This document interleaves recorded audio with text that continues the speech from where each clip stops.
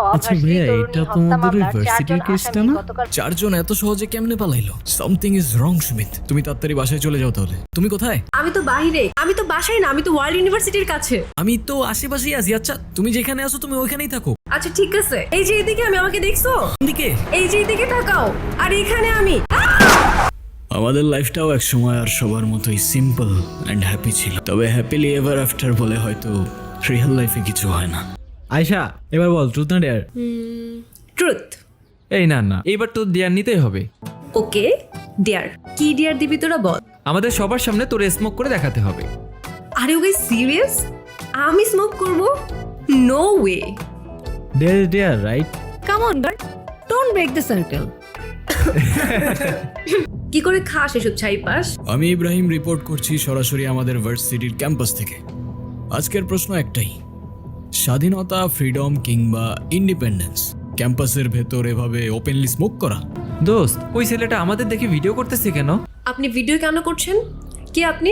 আমি ইব্রাহিম, জার্নালিজমের স্টুডেন্ট, আর এই ভিডিওটা যাবে ডিরেক্ট সোনিয়া ম্যামের কাছে।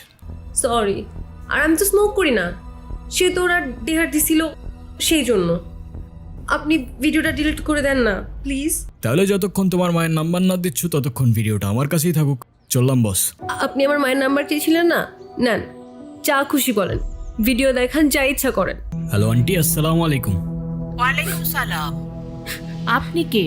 এটা তো আয়শার নাম্বার, ওর কিছু হয়নি তো? আরে না না আন্টি, ওর কিচ্ছু হয় নাই। আন্টি, আয়শার ব্যাপারে আপনাকে কিছু কথা বলার জন্য কল দিলাম। আপনার মেয়ে তো অসাধারণ একজন মানুষ, ক্যাম্পাসে ওর মতো আরেকটা মেয়েও নেই। তাই ভাবলাম যে মেয়ে এত ভালো, তার মা না যেন কত ভালো মনের মানুষ। তাই ওকে বললাম আপনার সাথে একটু কথা বলার সুযোগ করে দিতে। শুনো, তুমি আয়শার সাথে আমাদের বাসায় আসবা, কিন্তু তোমার কিন্তু দাওয়াত রইলো। ঠিক আছে আন্টি, আসবো ইনশাল্লাহ। ভালো থাকবেন আপনি। আল্লাহ হাফেজ। আপনি আমার মাকে কিছু বললেন না কেন? সে তো আমি এমনিও বলতাম না স্যার, একটার পর একটা মার্ডার হয়ে যাচ্ছে। আপনাদের ইনভেস্টিগেশনের ডিটেলস আমাদের জনতা জানতে চায়। আসলে কেসটা খুব কনফিডেন্সিয়াল, পাবলিকলি বলাটা খুব ডিফিকাল্ট। তারপরে আপনারা তো নাচরবান্ধা, আপনাদের না বললেই তো নয়। আসলে যে মার্ডার হয়েছে সে জেল পালাতক আসামি। এই কেসের সাথে তার অনেক ধরনের যোগসূত্র থাকতে পারে। আর আগে যে মার্ডারটা হয়েছে সেই মার্ডারের সাথে এই মার্ডারের কোথাও না কোথাও মিল আছে। আমরা খুনির খুব কাছাকাছি চলে এসেছি। কিছু পাজেল মিলাতে পারলেই আমরা এই মার্ডারের মোটিভটা জেনে যাব। কিন্তু সেটা আর কতদিন পর? সিভিলিয়ানসদের সেফটি কে দেবে? নো মোর কোশ্চেন, আমাকে কাজ করতে দিন প্লিজ। আচ্ছা সুমিত, হ্যাঁ ভাই, তোর কি মনে হয় পুলিশ কি মার্ডারার পর্যন্ত পৌঁছাইতে পারবে? যেইভাবে ইনভেস্টিগেশন করতেছে আমার মনে হয় না পসিবল। আমার মেয়ের এখন কি অবস্থা? ওর মাথায় যে ট্রমা লেগে আছে সেটা ব্রেনের নিউরাল রেসপন্স সিস্টেমকে এক প্রকার শাটডাউন করে দিয়েছে। মানে ব্রেন কমান্ড দিতে পারছে না শরীরকে, তবে একটা ভালো দিক আছে। উনি সব কথাই শুনছে, এমনকি বুঝতেও পারছে, শুধু সাড়া দিতে পারছে না। মাঝে মাঝে ওর চোখে একটু স্পার্ক আসে, মানে ইমোশনাল রেসপন্স সিস্টেম অ্যাক্টিভ আছে। মানে ও বুঝতে পারছে আমি এখানে আছি। হ্যাঁ, তবে এখন আপনাদের সবচেয়ে বড় কাজটা হচ্ছে ওর মনে ভালো স্মৃতি ফিরিয়ে আনা। ওর পছন্দের গল্প, পছন্দের মানুষ, ভালো লাগার গান, বই, মুভি, যে কোনো কিছু দিয়ে ওর ব্রেন রিকল করতে পারে। সেটার জন্য কতদিন লাগতে পারে? শিওর বলা যাচ্ছে না, কখনো হয়তো একটা কথা থেকে তার রেসপন্স হতে পারে, তবে অনেক চেষ্টা করতে হবে। আমি আজকে কিছু ওষুধ লিখে দিচ্ছি, তরল খাবারের সাথে যেভাবে খাওয়াতেন আগের নিয়মে সেভাবেই খাওয়াবেন। Thank you doctor. জার্নালিজম নিয়ে পড়ে তোমার ফিউচার প্ল্যানটা কি? পাইলট হব, বিমান চালাবো। হোয়াট? জার্নালিজম নিয়ে পড়ে জার্নালিস্টই তো হব না। ফিউচার প্ল্যানের আর কি আছে? আচ্ছা, জনতার কাছে পৌঁছে দেব জনতার নিয়ে। আপা আপা ফুল নেবেন? ফুল সকাল থেকে এখনো একটা ফুলও বেচতে পারি নাই। আমার মায়ের অসুখ, টাকা নাই, ওষুধ কিনবো কি দিয়া? তোমার আজকে আর ফুল বিক্রি করতে হবে না, আজকে তোমার ছুটি, বাসায় চলে যাও। তোমাকে আমি আমার ভাইয়ের সাথে পরিচয় করাই দিব। ওর জার্নালিজম নিয়ে পড়ার খুব ইচ্ছা। I guess you will be the best mentor for him. ও দেখতে বাবার মতো হয়েছে আর আমি দেখতে মায়ের মতো। এটা তোমার ভাই? হ্যাঁ। না, দেখতে অনেকটা তোমার মতোই। না, বাবার মতো হয়েছে। এই দেখ 500 টাকা পাইছে, ওই ভাইয়া সবাইকে দিতেছে। এই ভাগো ভাগো ভাগো এখান থেকে। এই সিচুয়েশনে আমার আয়শাকে ছেড়ে আসা পসিবল না। শোনো, আমি অ্যাটলিস্ট বাবা হিসেবে ছেলের লাইফটা শেষ হওয়া দেখতে পারবো না। আর তাছাড়া আমাদের তো কোনো সমস্যা ছিল না যদি এই অ্যাক্সিডেন্টটা না হতো। এই মুহূর্তে এই অবস্থায় তুমি যেটা চাচ্ছ সেটা পসিবল না। এখন তোমার হাতে দুইটা চয়েস আছে, হয় তুমি এই বাড়িতে থাকবে, আর না হয় ওই মেয়েটার পেছনে তোমার পুরোটা লাইফ শেষ করবে। আমি ডিসাইড করে ফেলছি আমি কি করব। এই দাঁড়াও, কোথায় যাচ্ছ তুমি? শোনো, আমি শেষবারের মতো বলে দিচ্ছি, এটাই যদি তোমার শেষ সিদ্ধান্ত হয় তাহলে এবাড়ির ঘর, এবাড়ির দরজা তোমার জন্য চিরতরে বন্ধ। ভয় পাচ্ছ কেন বেবস? আজকে না তোমার বার্থডে, আজকে তোমার বার্থডে আমরা সেলিব্রেশন করব, অনেক মজা হবে, বুঝছো? তোমরা শুধু এরকম করতেছো কেন?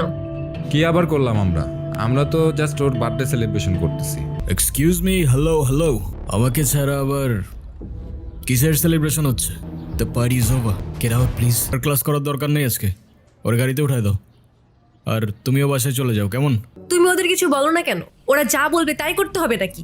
তোমাকে একটা কথা বলি, তুমি কাউকে বলো না, হ্যাঁ? আপু, ওই ছেলেগুলো না আমাকে সব সময় ব্ল্যাকমেইল করতে থাকে যাতে আমি ওদের কথা মতো চলি। ওরা আমাকে এই ছবিগুলো দেখায় আর বলে ওদের কথা মতো কাজ না করলে আমার এই ছবিগুলো ভাইরাল করে দিবে। কিন্তু তোমার এই ছবিগুলো ওরা কিভাবে পেলো? আপু, এই ছবিগুলো তো আমার না, এগুলো তো এআই দিয়ে জেনারেট করা ছবি। আপু সেটা তো আমি জানি, কিন্তু আপু মানুষ তো এগুলো বিশ্বাস করবে না, মানুষ আমাকেই খারাপ ভাববে, আর এত মানসিক চাপ নিয়ে আমি বাঁচতে পারবো না। ওদের জন্য যদি কাল আমার কিছু হয়ে যায়, আমার মৃত্যু শাস্তি ওদেরকে দিও আপু। তোমার কিচ্ছু হবে না, আমি আজই ডিপার্টমেন্টে বলে ওদের শাস্তির ব্যবস্থা করতেছি, প্রয়োজনে আমরা মামলা করব। শুধু আমি না, এরকম অনেক মেয়ের আজে বাজে ছবি দিয়ে ওদেরকে ব্ল্যাকমেইল করছে, টর্চার করছে। আমার বাবা এসব জানতে পারলে আমার বাবা বাঁচবে না। ওদের তো শাস্তি পেতেই হবে এসব কিছু করার জন্য, ওদের একটা কেউ ছাড়বো না আমি। সারাদিন নিউজ দেখতে থাকো নাকি? হ্যাঁ ভাইয়া, তুমি তো বলছিলা যত দেখবা তত শিখবা।